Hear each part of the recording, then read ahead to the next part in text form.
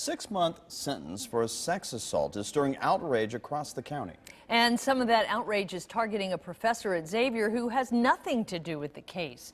Brock Turner, you've heard of him, was a Stanford University swimmer. He attacked the unconscious woman behind a dumpster after a party.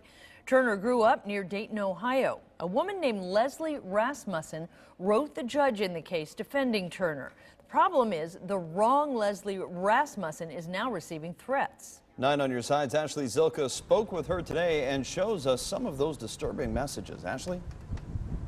Well, Craig and Carol, people started threatening the 36-year-old after mistaking her for one of Brock Turner's childhood friends. Now, what started out as one message turned into hundreds of threats. The Xavier professor showed us some of them.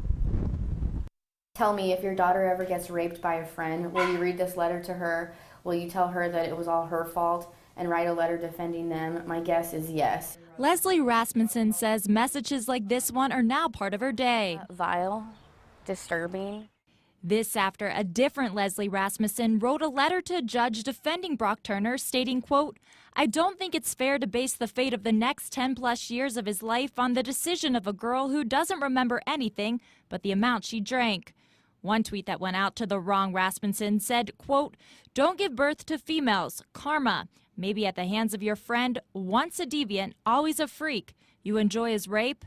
The messages got so violent that the professor became scared for her safety. It's a sick, disgusting cycle, and some of these people tweeting, purported to be feminists, yet you're ripping down another woman, in this case, a stranger. Rasmussen teaches classes on social media and says online harassment has spiraled out of control. Even if I was the correct Leslie Rasmussen, maybe educate her on what rape is as opposed to harass and threaten and tear her down. As for the ruling in Turner's case, Rasmussen says a sentence of 6 months in jail is shocking. I think it sends a horrifying message to women across America and the world, really. Like, this is it.